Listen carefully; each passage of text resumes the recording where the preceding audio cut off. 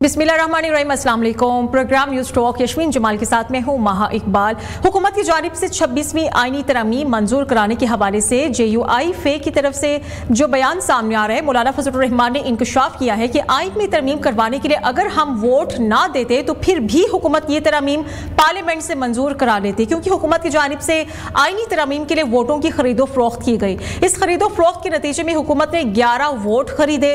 अगर हम वोट ना डालते तो तरमीम का बहुत गंदा ड्राफ्ट आता। मौलाना फजलुर रहमान के इस बयान के बाद 26वीं आईनी तरमीम के हवाले से हुकूमत को शदीद तनकीद का सामना है।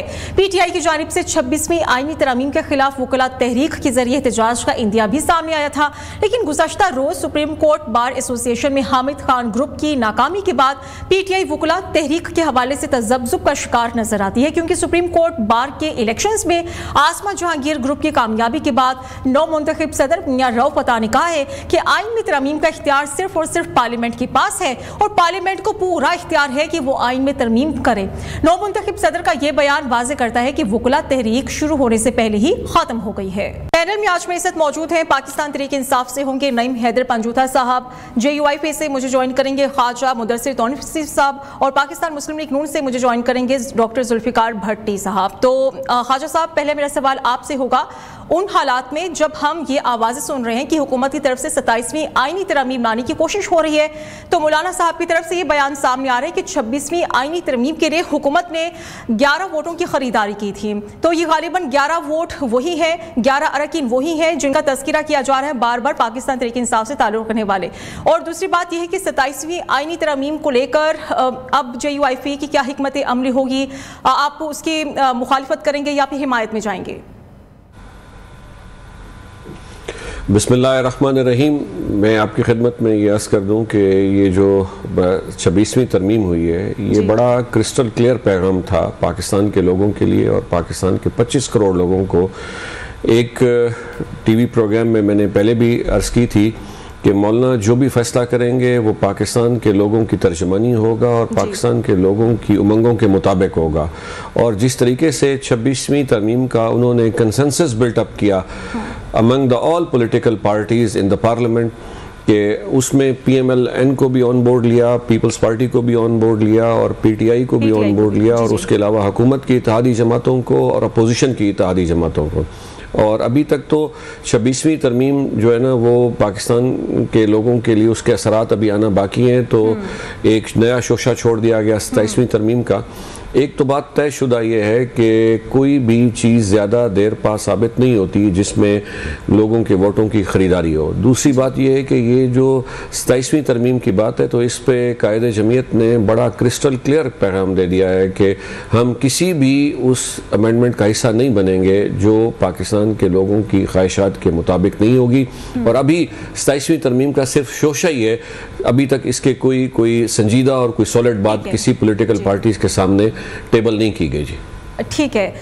नईम हैदर साहब, अगर हुकूमत की तरफ से, जैसे कि राना सनाउल्लाह साहब भी इस बात का तज़किरा कर चुके हैं और बैरिस्टर अकील मलिक भी कह चुके हैं कि 27वीं आईनी तरमीम की तरफ भी हम जाएंगे, और बार बार ये आवाज़ें भी आ रही हैं कि हो सकता है हमें वो मकासद हासिल नहीं हुए जो हम 26वीं आईनी तरमीम के जरिए मकासद हासिल करना चाहते थे।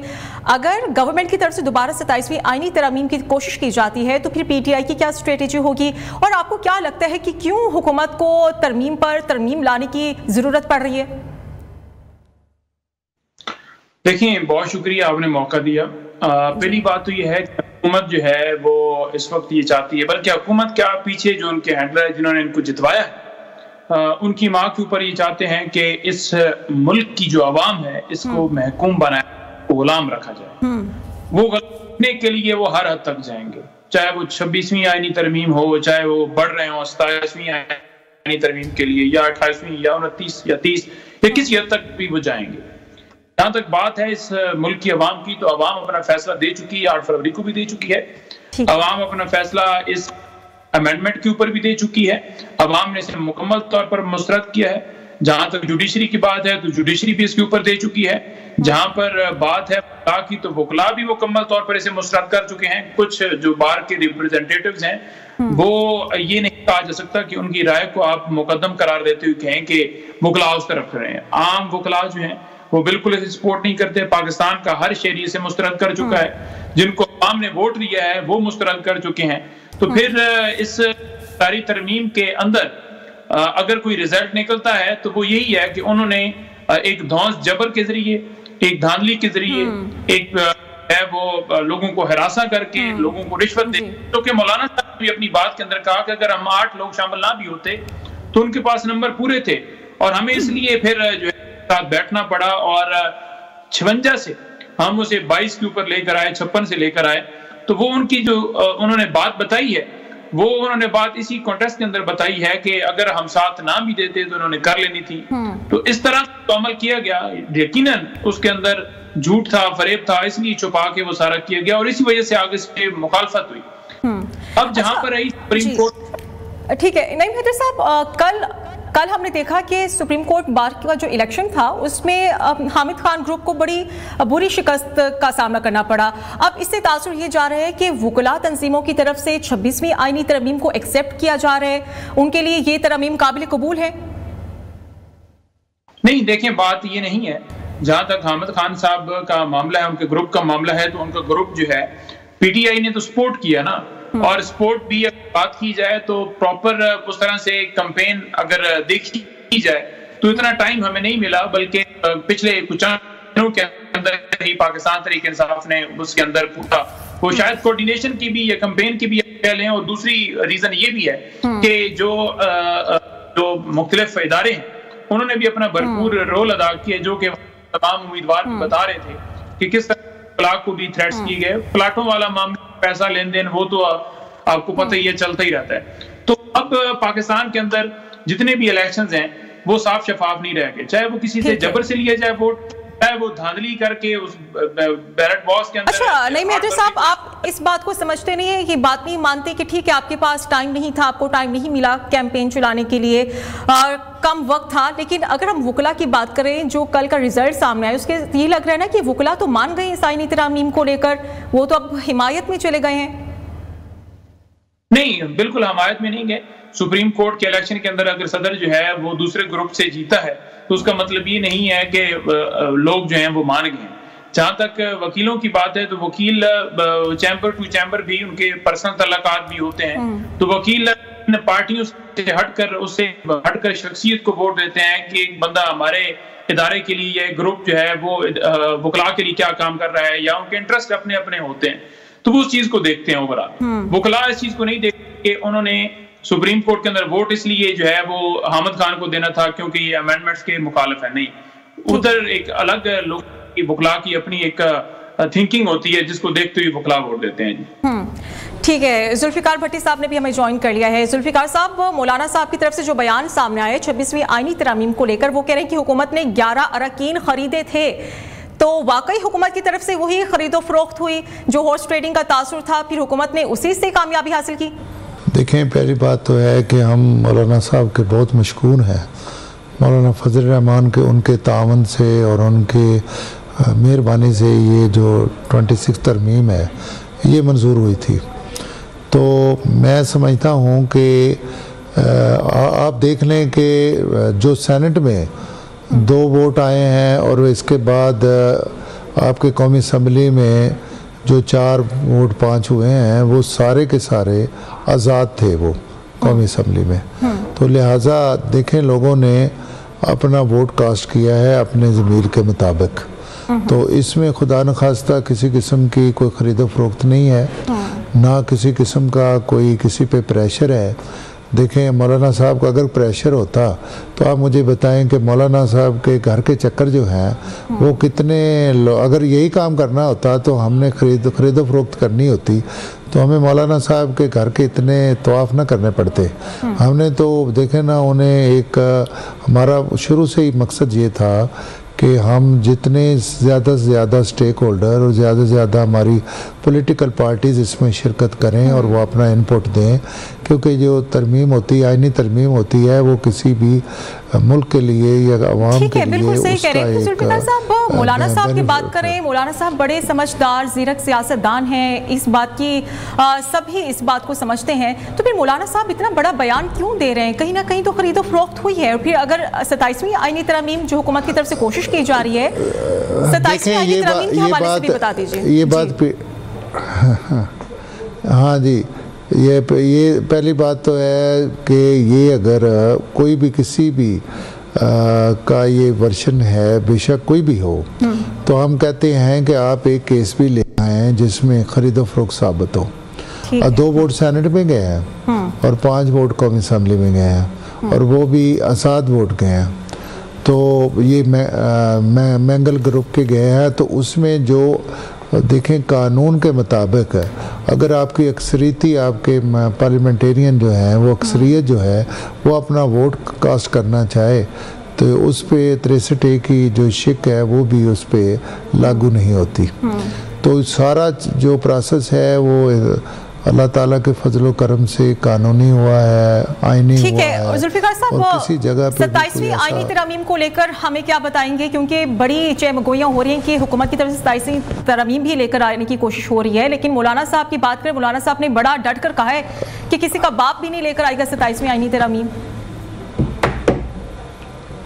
देखें, पहली बात तो ये है कि आईनी तरमीम जो है फ़िलहाल इसका कोई एक वैसे ही एक सोशल मीडिया पे या एक मीडिया का एक प्रोपेगेंडा है और लोगों के खदशात हैं। किसी किस्म की 27वीं तरमीम नहीं आ रही, सिर्फ इसमें ये हो रहा है कि एक सिंपल मेजॉरिटी के साथ एक लेजिस्लेशन हो रही है, जिस लेजिस्लेशन में हम जो है वो सुप्रीम कोर्ट में जजेस की तादाद को बढ़ाएंगे और उसके कुछ जो जुडिशली के जो रूल रेगुलेशन है जो आवाम को जल्दी इंसाफ मुहैया करने के लिए जो उसके कुछ अक़दामात हैं उन पे लेजिस्लेशन होगी।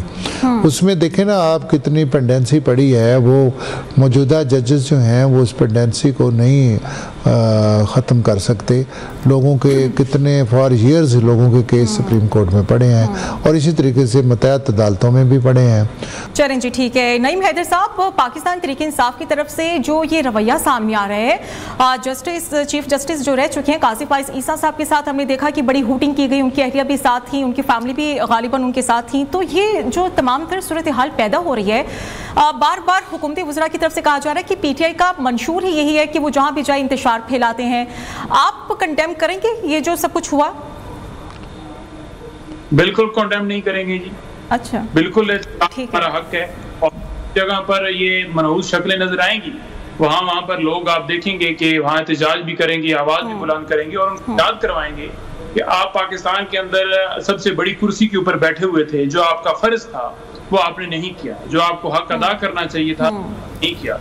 चाहे वो इलेक्शन के अंदर डाका डाला गया हो, आप खामोश थे। चाहे आरओस जो लगाए गए हों वो इंतजामिया से हों, आप खामोश थे। चाहे वो एक निशान छीन लिया गया हो, आपने उसके ऊपर आज़ाद उम्मीदवार करने के बावजूद आपने कोई एक्शन नहीं लिया कि इलेक्शन कमीशन गलत फैसले की तशरीह कर रहा है। चाहे वो 9 मई का मामला हो, उसके ऊपर आपने जुडिशल कमीशन नहीं बनाया। चाहे वो 63A के ऊपर फैसला देकर फ्लोर क्रॉसिंग को जायज कर देना, आप उसके ऊपर बिल्कुल आपने जो है पूरा रोल अदा किया ताकि वो जो अमेंडमेंट्स हैं वो हो जाएं। इसके अगर आप चार दीवारी के जो तकद्दस पामाल किया गया है, छापे मारे गए हैं, लोगों से प्रेस कॉन्फ्रेंस करवाई गई है, अगवाकारियां की गई हैं, आप देख लें तो कल एक जो एजाज चौधरी साहब हैं और उसके साथ हाजी इम्तियाज हैं, हमारे MNA हैं मंडी भावलदीन से, उनकी एहलिया ने यानी उनकी भाभी ने, एजाज चौधरी की एहलिया ने एक प्रेस टॉक की है जिसके अंदर उसने बताया है कि किस तरह नामालूम हमारे घर में आए, हमारे बच्चों के साथ किया, हमारे मुलाजमीन को पाइपों के साथ मारते रहे, एक बुजुर्ग नौकर को नंगा किया गया है और उन्होंने बताया कि मुझे वहां घसीट कर सीढ़ियों से नीचे उतारा गया, मेरे पाँव में जूती नहीं, कमरे में बिठा दिया, मेरे पाँव के ऊपर पाँव रख के और मेरे हस्बैंड को कॉल करते रहे, हाजी इम्तियाज को कॉल करते रहे कि जनाब वो फोन उठाए, उसका पता ट्रेस किया जाए, किसी तरीके से उसे पकड़ा जाए। उसने तरमीम को सपोर्ट नहीं किया। तो ये जो सारा अमल अच्छा नईम साहब, आप नहीं समझते कि जमातों में, सियासी जमातों में जजेस के पसंद नापसंद का जो तासुर है उसे कुछ हद तक हमें ख़त्म करने की ज़रूरत है? अभी जो बयानबाजी चल रही है, राना सनाउल्लाह साहब की तरफ से भी ट्वीट किए जा रहे हैं, हिना परवेज साहिबा ने भी लिख दिया है कि हम इन्हें तो इस्तीफ़ा दे देना चाहिए जस्टिस मंसूर अली शाह, जस्टिस मुनीब अख्तर को लेकर, और फिर बार बार यही कहा जा रहा है कि अगर ये आईनी बेंच के सरबराह मुकर्रर कर दिए जाते हैं तो फिर हमारे लिए बड़ी बदकिस्मती होगी। आखिर ये चीज़ें हमें ख़त्म करने की ज़रूरत है, किसी को तो पहल करनी होगी। देखिए, जो राना सनाउल्लाह या ये बयान दे रहे हैं, क्या ये जुडिशल कमीशन के मेंबर हैं? नहीं है। तो क्यों दे रहे हैं बयान? इस वजह से दे रहे हैं, ये चाहते हैं क्यों न जजेस का रास्ता जो है वो हटाया जाए, वो रास्ते से हटाए जाए, जैसे इजाजुर रहसन को या मदर साहब को जिस तरह से हटाया गया। चाहते हैं कि वो किसी तरीके से रिजाइन कर दें और अपनी मर्जी के जजेस वहां पर बैठाए जाएं। इस वक्त इनके साथ खड़े होने वाले जजेस कम हैं, इंसाफ के साथ खड़े होने वाले ज्यादा हैं। तो वो तादाद बढ़ाने का तरीकाकार हो या अगले जजेस को हटाने का कोई अमल हो, तो किसी सूरत में नहीं समझता कि उन दोनों को इस्तीफा देना चाहिए। अपने मैदान के अंदर रहकर जंग लड़नी चाहिए, इस मुल्क की आवाम के लिए लड़नी चाहिए, इस मुल्क को इंसाफ देना चाहिए। इनको काजी फैसल साहब जैसे जज जो हैं वो मंजूर हैं, मंजूर नजर वो हैं कि काजी फैसल साहब के या ये कह रहा हूँ अमीनुद्दीन साहब जैसे जो हैं जजेस वो लगाए जाएं, ताकि इनकी मर्जी के मुताबिक फैसले हों। तो इनकी कोई इस बात की कोई मंतक नहीं है, इनको नहीं चाहिए कि ऐसी बात करना, ये बड़ी बात है, नामुनासिब बात है। इनको अपने अल्फाज वापस लेने चाहिए और राना सनाउल्लाह के साथ साथ जो वजीर दाखिला हैं उनको भी धमकियां नहीं देनी चाहिए कि पासपोर्ट कैंसिल कर दिए जाएंगे या ID कर दिया जाएगा या आपकी शरीयत जो है वो खत्म कर दी जाएगी। आजादी जो है वो आपका आईने पाकिस्तान देता है, कोई आपसे ये हक। जुल्फिकार साहब, जैसे कि नईम हैदर साहब कह रहे हैं कि ये चीज़ें नहीं होनी चाहिए कि अगर कोई एहतजाज करता है, अपनी पसंद का इजहार करता है या फिर नापसंद का इजहार करता है, तो फिर वज़ीर दाखिला मोहसिन नकवी की तरफ से जो ये अनाउंसमेंट की गई है कि काजी फाइज ईसा के खिलाफ जिन लोगों ने एहतजाज किया उनकी शहरियत को कैंसिल कर दिया जाएगा, तो फिर आप इस चीज़ को कैसे दबा सकते हैं अगर कोई अपनी पसंद नापसंद का इजहार कर रहा है? तो देखें, पहली बात तो ये है कि मेरे मोअज़्ज़ज़ भाई ने ये गुफ्तगू की है, शायद उन्हें हक़ाइक़ का इल्म नहीं है। पहली बात तो ये है कि जो एक मैं समझता हूँ कि सर्टिफिकेशन का एक इन्होंने इख्तियार लिया हुआ है कि ये मुहिब वतन है, ये मुहिब वतन नहीं है, ये ईमानदार है, ये गैरत वाला है, ये बेगैरत है, ये मनहूस है, ये खुश शक्ल है।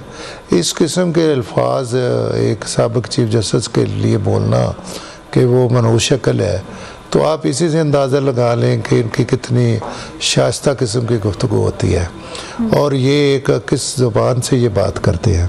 इन्हीं का प्रॉब्लम ही यही है कि जो देखें ना, हर एक का अपनी जमात का एक अपना मंशूर है, हर जमात का एक अपना नज़रिया है, हर जमात की अपनी लीडरशिप है, हर जमात के लोगों की या आवाम की अपनी पसंद नापसंद है। डेमोक्रेसी तो इसी को कहते हैं ना, जमहूरियत, कि आप ये ज़रूरी तो नहीं कि हर पाकिस्तान का शहरी जो यहाँ पैदा हुआ है वो हाजी इमरान खान साहब को समझे कि यही एक ऐसी एक शख्सियत है जिसकी वो पूजा करते रहें। तो अगर वो लोगों का नज़रिया है कि वो लोग नहीं एक इंतशार पार्टी को पसंद कर रहे, तो एक अपने नज़रिए के साथ लोग चलते हैं तो उनको नज़रिए से चलने दें। इस तरीके से तो मज़हब में भी नहीं है, हाँ, कि मज़हब में भी पाबंदी नहीं है कि अगर कोई अपना मज़हब अख्तियार करना चाह रहा है या अपने मज़हब की इबादत करता है तो उस पर रिस्ट्रिक्शंस हों। जैसे मेरे भाई चाह रहे हैं कि ये एक रिस्ट्रिक्शंस हो कि जिसकी ये पसंद है नहीं पसंद। दूसरी बात ये है कि देखें, मैंने पहले अर्ज़ किया है कि इस किस्म का कोई ऐसा इशू नहीं है। ये 2000 मैं अच्छा तो नहीं लगता, लेकिन मैं इनको थोड़ा याद कराता हूँ कि आज ये अगर एंटी एस्टेब्लिशमेंट की बात करते हैं तो 2018 का अपने इलेक्शन को देखें। मैं आपके सामने बैठा हूँ, मुझे 2018 में मैं एक मेडिकल डॉक्टर हूँ, सरगोदा से मेरा ताल्लुक़ है। आप इनको कहें कि ये ख़ुद भी वहाँ से पता करें कि मैंने सारी ज़िंदगी मच्छर नहीं मारा, तो मेरे पे 2 दहशतगर्दी के पर्चे दिए। तो ये इन्होंने अपने एक MNA थे आमिर सुल्तान चीमा, मुझे 1 साल बाद जो इनके मुअज़्ज़ज़ जज थे साकिब नसार, उन्होंने जनाब एक एक्स्ट्रा कॉन्स्टिट्यूशनल डिसीजन दे के दोबारा रिकाउंटिंग करा के, हालांकि सुप्रीम कोर्ट का अख्तियार भी नहीं होता, सुप्रीम कोर्ट का अख्तियार है कि वो ट्रायल कोर्ट के तौर पे करे, तो ये बड़ी लंबी बातें हैं। जो इनको सूट करता है जज वो फरिश्ता है, जो इनको लीडर जो इनको आर्मी जनरल फैज हमीद जैसे लोग करते हैं, यही बातें आपके ये तो जस्टिस मंसूर अली शाह को लेकर, जस्टिस मुनीब अख्तर साहब को लेकर बार बार ये कहा जा रहा है कि उन्हें इस्तीफा देना चाहिए। देखें मैं आपको देखें, मेरी बात सुने ना, मैं भी ये बातें नहीं करना चाह रहा था। मैंने कितनी अच्छे तरीके से ये गुफ्तगू की है, लेकिन आप जब अपना आप मीडिया पे बैठ के आप एक सवाल करते हैं तो सवाल का जवाब देना फ़र्ज बन जाता है, फिर उसके बारे में कमेंट्स भी फ़र्ज बन जाते हैं। तो इन लोगों का काम है कि सारा दिन देखें ना, मुल्क माशी लिहाज से स्ट्रांग हो रहा है के साथ तस्लीम किया करें, ऐसे एक दूसरे पर बयानबाजी करने से थोड़ा सा गुरेज ही बेहतर है। नहीं, हम नहीं चाह रहे, लेकिन मैं देखें आप मेरा नाम पूछेंगे तो मैं आपको नाम तो बताऊंगा ना कि मेरा नाम क्या है, कि मैं नाम भी ना बताऊं फिर। ठीक है, अभी एक ब्रेक ले लेते हैं, ब्रेक के बाद दोबारा आएंगे।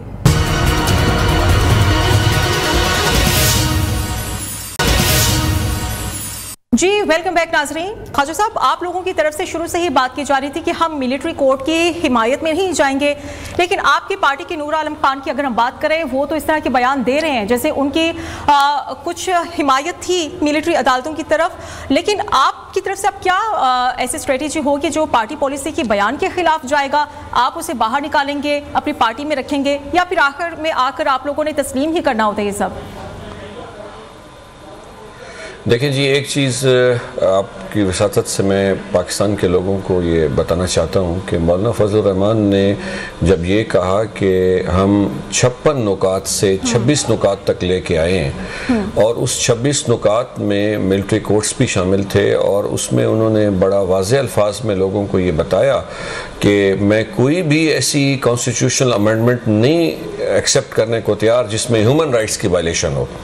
और वो अल्हम्दुलिल्लाह आपने देखा, ये जो 26वीं तरमीम हुई है, ये जैसे 1973 के कॉन्स्टिट्यूशन के ऊपर कंसेंसस बिल्ट अप हुआ था, तो इसके ऊपर भी पाकिस्तान की पार्लियामेंट की एक बहुत बड़ी अक्सरियत ने कंसेंसस बिल्ट अप किया है। तो ये पार्टी के अंदर वॉइसेस ज़रूर होती हैं, पार्लियामान में पार्लिमानी पार्टी के अंदर मुख्तलिफ लोगों का एक मुख्तलिफ नुक्ता नज़र होता है, लेकिन उसके बाद जो फैसला होता है वो पार्टी के कायद का होता है। और मौलाना फजल रहमान ने बड़े वाज़ेह अल्फाज में ये कह दिया है कि कोई चूं चूं जो है मैं सुन रहा हूँ 27वीं अमेंडमेंट की, तो वो हमारे लिए काबिल बर्दाश्त नहीं होगी। एक चीज़, दूसरी चीज़ ये है कि जैसे भट्टी साहब ने कहा, बिल्कुल ये अभी मफरूज़ियात पे मबनी है। कोई चीज़ स्टेबल हो, कोई चीज़, कोई एजेंडा, कोई मुसवदा आपके सामने पेश हो, तो फिर उसके ऊपर कोई अगर आपका नुक्ता नज़र आए तो वो फिर वाज़ेह और ठोस मौक़िफ़ होगा। अभी तो हवा में और फ़िज़ा में बातें हैं। बाकी जो आपने बात की कि मुख्तलिफ जमातों के लोग,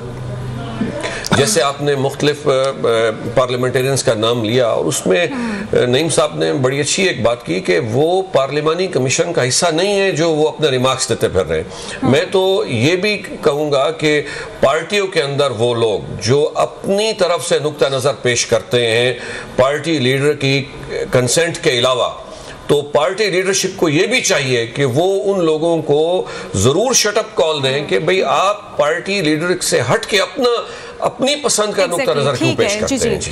क्योंकि पाकिस्तान इस वक्त पॉलिटिकल स्टेबिलिटी की तरफ जाने वाला है, और पाकिस्तान की इकोनॉमिक सूरत हाल ऐसी है कि यहाँ पे हमें पॉलिटिकल स्टेबिलिटी की बड़ी शदीद जरूरत है। और किसी भी मुल्क की खुशहाली, कितने बंदों को अगवा किया गया? देखें जी, एक मुफ्ती शकूर साहब को पहले अगवा किया गया था, और उसके ऊपर मौलाना ने बड़ा वाज़ेह अल्फाज में कहा था कि अगर 16 घंटे के अंदर मुफ्ती शकूर वापस ना आया तो फिर मैदान भी हाजिर है और गज़ भी हाजिर है, फिर हमारा फैसला पाकिस्तान की सड़कों पे होगा। मैं ये गुजारिश करना चाहता हूँ कि ये इस किस्म की एक्टिविटीज़ जो हैं ये नेगोशिएशंस के साथ, मामलात के साथ और पॉलिटिकल डायलॉग्स के साथ हो सकती हैं। पार्लियामान ही पाकिस्तान के लोगों के मसाइल का हल है, और जब तक हम पाकिस्तान में पॉलिटिकल पॉलिटिकल सुपरमेसी की बात करेंगे, पार्लियामान की बालादस्ती की बात करेंगे, तो पाकिस्तान की पॉलिटिकल स्टेबिलिटी भी होगी। और इस वक्त की जो हम ये देख रहे हैं कि हमारा स्टॉक एक्सचेंज का जो इंडेक्स है वो ग्रो कर रहा है, या थोड़ा सा हमें स्टेबिलिटी की तरफ जो फॉरेन रिजर्व्स है, फॉरेन रिजर्व्स जो आपको अपने अरकीन को बचाने की दोबारा से जरूरत, जी कहीं ये ना हो कि आपके अपने अरकीन दोबारा से युवा हो जाएं और फिर हुकूमत को कामयाबी मिल जाए। जी देखिए जी, हमारे जो अरकान हैं वो बिल्कुल अपने नुक्ता नज़र के साथ, अपने नज़रिए के साथ और अपनी जमात के साथ हम आंग खड़े हुए हैं। और आज तक जब से 1988 से पाकिस्तान की पार्लिमानी सियासत शुरू हुई है, तो अल्हम्दुलिल्लाह जमीयत के बारे में ये कहा जा सकता है कि जमीयत का कोई भी जो पार्लियामेंटेरियन है उसने डिफेक्ट नहीं किया। एक चीज़। दूसरी चीज़ मैं ये अर्ज़ करना चाह रहा था कि पार्टियों के अंदर हमारे इदारों को भी चाहिए और हमारे हुकूमतों को भी चाहिए कि पॉलिटिकल पार्टीज के अंदर डिफेक्ट डालने की बजाय या वहां से अफराद को मेकिंग ब्रेकिंग करने से उनके नताइज हासिल नहीं हो सकते। हाँ, पॉलिटिकल पार्टीज को ऑन बोर्ड लें, आप उनके नुक्ता नज़र के साथ हम आंगों, कुछ अपनी बात मनवा लें, कुछ उनकी बात मान लें, तो ये चीजें पाकिस्तान में पॉलिटिकल स्टेबिलिटी की तरफ जाएंगी। और एक चीज देखें, मैं आपकी विसातत से पाकिस्तान के लोगों को एक मैसेज और पैगाम देना चाहता हूँ कि हम इस वक्त जो ग्लोबली सूरत हाल हमें सामना है और हम जोग्राफिया के लिहाज से जिस इस वक्त पाकिस्तान की जो स्ट्रेटेजिकल पोजीशन है उसमें ये हमारे लिए बहुत ज़रूरी है। इस वक्त देखें, अफगानिस्तान का इशूज़ है, उसके बाद ईरान और इजराइल के जो आपस में कन्फ्रंट्रेशन है, उसमें पाकिस्तान की कौम का, पाकिस्तान की हुकूमत का और पाकिस्तान की पॉलिटिकल पार्टीज का एक यूनानिमस डिसीजन होना चाहिए। बिल्कुल ऐसे ही होना चाहिए। नहीं मेहदर साहब, अमेरिकी सदारती इलेक्शंस होने को हैं और बातें ये सामने आना शुरू हो गई कि बानी पीटीआई की रिहाई को नत्थी किया जा रहा है डोनाल्ड ट्रंप से। तो ऐसा क्यों है, ये तासुर क्यों जा रहा है कि अगर ट्रंप सदर बनते हैं फिर से, और ये कहा जा रहा है कि फिर बानी पीटीआई की रिहाई भी हो सकती है, ढील की बातें दोबारा से शुरू हो रही हैं। देखिए, डील वाला सवाल जैसे सलमान राय साहब ने कहा था ना कि तब कीजिएगा जब आप देखें कि इमरान खान जहाज पर बैठ गए हैं। इमरान खान डट के खड़ा है, गोलियां खाई हैं, केसेस बर्दाश्त किए हैं, उनकी पार्टी के ऊपर क्रैकडाउन 8 फरवरी को जैसे आजाद जबरदस्ती हमें किया गया, उसके बावजूद लोगों ने उसका साथ दिया। और आज भी अगर जेल के अंदर मुसीबतें, परेशानियां, यानी वो तो फील नहीं कर रहे कि मैं परेशान हूँ, लेकिन उनके ऊपर सख्ती की गई, तो उसके बावजूद जो है वो डटे हुए हैं, खड़े हुए हैं। उनको जो है वो 5 दिन तक उनकी बिजली बंद की गई, उनके को खाना वो गंदा दिया गया जिसकी वजह से उनकी तबीयत खराब हुई, उल्टियां आई, उनके अखबार जो है वो उनकी एक्सेस नहीं है, टीवी नहीं दे सकते। वैसे कितनी हैरत की बात है ना, राना सनाउल्लाह साहब ये कह रहे हैं कि जेल के अंदर ही जेल को तोड़कर ये प्लानिंग की जा रही है कि इमरान खान साहब को रिहा करा दिया जाए। ये क्या स्टेटमेंट उनकी तरफ से दी गई है? देखिए, वो झूठ बोलते हैं, मुसलसल झूठ बोलते हैं। वही राना साहब हैं जो कहते हैं कि अगर इमरान खान साहब से हमारी बातचीत होती है तो डेफिनेटली उनकी राय का भी सोचा जा सकता है। तो वो उनका एडमिशन है इस बात के ऊपर कि ये केसेस सारे पॉलिटिकल बनाए गए हैं, अगर वो हमसे बात करते हैं, ठीक की बात करते हैं, तो फिर हम रिहा भी कर देंगे। और आपने देखा भी होगा कि 9 मई के अंदर जिसने वीडियो पैगाम बनाया उसके केसेस भी खत्म कर दिए, वो आपको कहीं नहीं आया, चाहे वो मुराद, चाहे वो इस्लामाबाद पिंडी का कोई बिगौड़ा हो।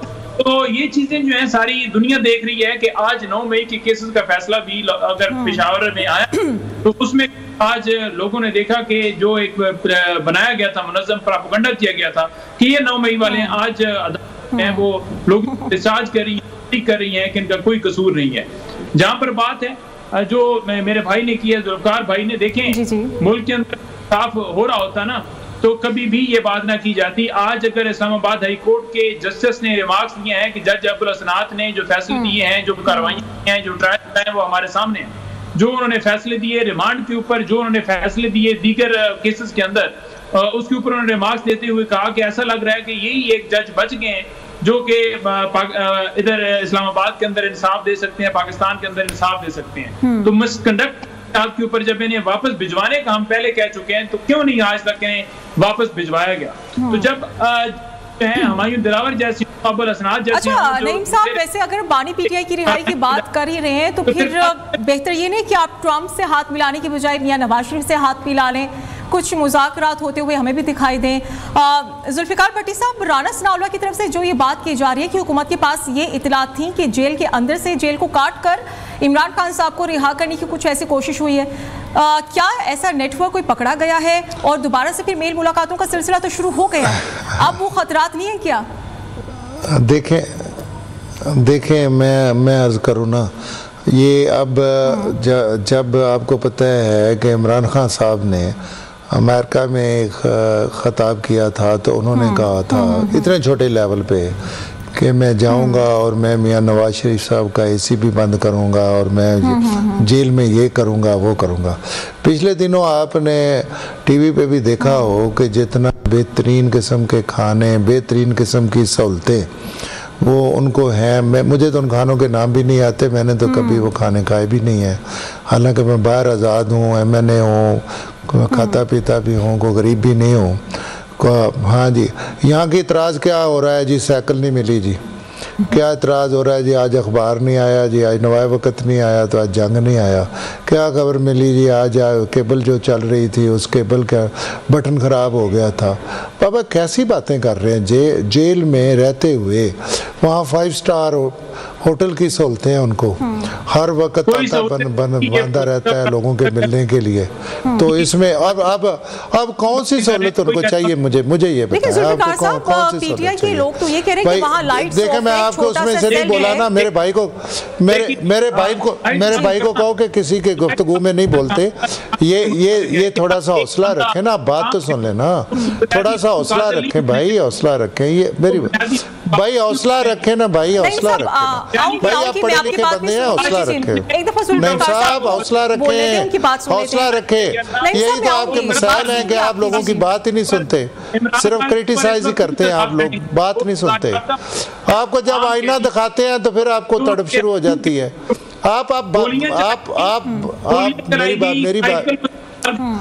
मेरी बारी है ना, आप मुझे बोलने देना। मैडम आपको इनको कहे ना कि आप ये अपनी बारी पे बोले, इनको देना है मौका, दे मुझे नहीं। अच्छा, वैसे जुल्फिकार साहब, राना सनाउल्लाह साहब की हम बात कर रहे थे, नहीं हैदर साहब फिर इस तरह से प्रोग्राम नहीं चला पाऊंगी। मेरी बात, वो मुझे बात जी नहीं ये साहब, बात आप करने देंगे तो देखें ना, आप इनको आप तो कह रहे हैं कि इमरान खान साहब को बड़ी सहूलियात मुयस्सर है, थोड़ा सा आईना दिखाया तो बुरा मान गए हैं, समा है। लेकिन अगर हम राना सनाउल्लाह की बात करें, वो तो कह रहे हैं बड़ी बहादुरी से जेल काटी है। इतना तो क्रेडिट देना कि इमरान खान साहब ने जेल काटी है, कैद तन्हाई काटी है। देखिए मेरी आप बात सुने, ये बहादुरी की बातें करते हैं। मुझे आप बताएं कि मियाँ नवाज शरीफ साहब ने कितनी काटी है, मियाँ शहबाज साहब ने कितनी काटी है, बीबी मरियम नवाज ने कितनी काटी, ये कैसी बातें कर रहे हैं? ये देखें, ये पॉलिटिशियन जो होते हैं इनके जेलें भी आना जाना लगा रहता है, इसमें कौन सा इतनी बड़ी बात है? ये कोई अनोखा वाकया हो गया है कि अमेरिका में करारदादें हो रही है। देखें भाई, चुप तो करें भाई, चुप करें भाई, चुप करें, बात सुने। देखें अमेरिका में, देखें इनको कहे जरा 2 मिनट अपना चुप करें ना मेरे भाई। क्या ये किसके बंदे बिठा लेते हैं, इनको कहें चुप कर। 1 मिनट इनको भाई, मुझे बात तो करने दे भाई, ये बात तो करने दे ना। देखिए ये इतना झूठ बोलते हैं, मेरी बात सुन लेना। नहीं सब सिर्फ 1 मिनट दे दें जुल्फिकार साहब को, बोलने दें कि मैं आपकी ही बात सुनूंगी। 1 मिनट मेरी बात सुन ले, फिर इनको दे दें जो ये कहना चाहें, मेरे को मुझे कोई इतराज। बोलिए। देखें मेरी आप बात सुने, ये पहले ये कहते थे कि जी अमेरिका हमारे खिलाफ है, हमारा तख्त बदला है, हमारा अदम एतमाद, उन्होंने वोट ऑफ नो कॉन्फिडेंस उन्होंने कराया, अमेरिका ने कराया, सारी दुनिया ने पता है। यहाँ पे सैफर लहरा रहे थे, सारी बातें हो रही थी। अब मुझे बताएं कि अब अमेरिकन ने अभी जो करारदाद, उनके लेजिस्लेटर ने जो अभी करारदाद, वो किसने? अमेरिका ने नहीं की। कभी यूके से आती है, कभी इजराइल से आती है, कभी कहाँ से आती है। देखिए मैं कहता हूँ कि आपके कौल और फेल एक जैसा होना चाहिए, कौल फेल में तजाद नहीं होना चाहिए। आप जो चीज़ें दूसरों के लिए, अपने लिए पसंद करते हैं, दूसरों के लिए भी पसंद करें। आप उतना इक्वल राइट्स दूसरों को भी दें फिर ना। आपने जब दूसरों को इक्वल राइट्स नहीं दिए तो अब आपके साथ को थोड़ा सा हल्का सा होता है तो आप इसको शोर मचाना शुरू कर देते हैं। अब देखें, अब अमेरिका आपका दोस्त है। अब अमेरिका, अब वो जिन्होंने आपका तख्ता उल्टा था, वो चाह रहे हैं कि माननीय PTI बाहर आ जाएं। कैसी बातें करते हैं? उस वक्त ही हमने कहा था भाई अमेरिका का इसमें कोई रोल नहीं है, वोट ऑफ नो कॉन्फिडेंस है, जैसे मेरे भाई ने कहा है। JUI से बड़ी अच्छी बात इन्होंने की है।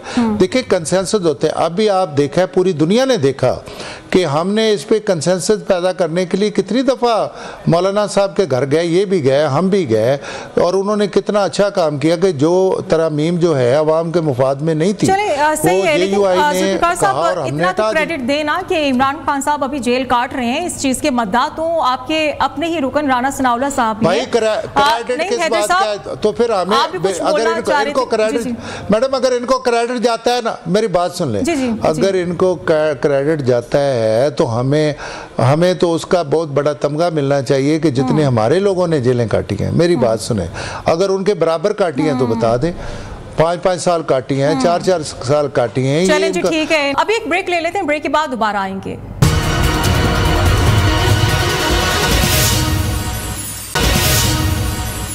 जी वेलकम बैक नाज़रीन। नईम साहब साहब कह रहे हैं कि जेलें तो फिर हमने भी काटी हैं, थोड़ा सा आप भी फराख दिली का मुजाहिरा करें, इन्हें भी क्रेडिट दे दें, जैसे राना सनाउल्लाह साहब भी बड़े मद्दा बन गए हैं, चेयरमैन पीटीआई के। देखिए बात ये है, राना सनाउल्लाह पे झूठा केस नहीं बनाया था इन्होंने मंशियात का, ये बताएं, मंशियात का झूठा केस नहीं बनाया था राना सनाउल्लाह। इन्होंने करप्शन की थी, लूटमार की थी, मुल्की खजाने के ऊपर डाका डाला था, जिसकी बुनियाद के ऊपर जो है इनके ऊपर केस बने हुए थे, कुछ पाकिस्तान के तो ये नमाज पढ़ते अंदर गए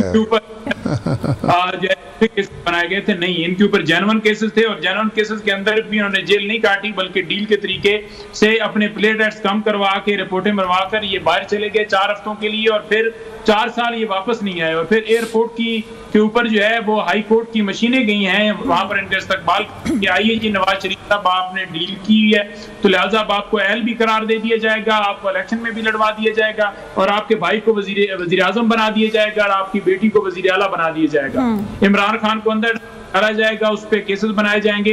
तो ये मुकम्मल डील के तहत इन्होंने सारा किया है। इन्होंने कौन सा जो है वो कौम के साथ खड़े हुए हैं, आज जो एक ताने दिए जाते हैं जी कि अवाम ने मेरा इस्तकबाल नहीं किया या कौम मेरे साथ निकली नहीं जाए, वो निकलते क्यों? आप मुल्क के लिए सोचते होते, आप अपनी जायदादें बाहर बनाएं, आप अपनी प्रॉपर्टियां बाहर बनाएं, आप अपने अकाउंट्स बाहर बनाएं, इंटरेस्ट ही बाहर है। इमरान खान का जीना मरना मुल्क के अंदर है, और मुल्क के अंदर रह रहा है, उसने गोलियां खा ली हैं, उसने बर्दाश्त की, उसकी बीवी अंदर, उसके जो है वो एरिया के ऊपर केसेस बना दिए, पूरे खानदान पर केसेस बना, वो तो नहीं बीबी के पेशावर जाने पर ख्वाजा आसिफ बड़े बयान दे रहे हैं, वो कह रहे हैं कि इसके पीछे भी कोई बहुत बड़ी खिचड़ी पक रही है, डील में ले जा रही है बानी पीटीआई को, कुछ ऐसा ही है क्या वो पेशावर जाकर, क्योंकि सब ये इंतजार करते हो सकता है वो लाहौर आए। नहीं देखें, कोई ऐसी बात नहीं है, कोई डील वाला मामला नहीं है, उन्होंने 264 दिन का टाइम जो है वो जेल के अंदर बड़ी दिलेरी के साथ गुजारा है, और आज वो अडयाला जेल के अंदर पेश हुई, वो तो केसेस के अंदर जा रही हैं, उनके केसेस क्या खत्म हो गए, क्या वो लंदन बैठी हुई हैं, क्या वो जहाज पर चढ़ गई हैं? कोई ऐसा नहीं, जब जहाज पर कोई चढ़ेगा ना, लंदन जाएगा, तो फिर आप एग्रीमेंट की बात कीजिएगा कि किस डील के तहत गए। जब वो पाकिस्तान के अंदर अदालतों के चक्कर लगा सारा कुछ हो रहा है, तो ऐसा कोई अमल नहीं जहाँ कि जनाब डील किसने की है, तो डील जिसने की है वो मसनद पे बैठा हुआ है, डील जिसने की है वो आज ताबे होके मुसव्वदे लिख के लगाए उसके ऊपर, उसके पास और वो रात भाग कर जो है वो जोड़ तोड़ और करके और उनके ऊपर दस्तखत कर रहे हैं। आज भी इनसे पूछ लिया जाए कि 27वीं तरमीम कौन सी है, तो उनको कोई नहीं पता, क्योंकि इन्हें पता जो है भिजवाया जाता है।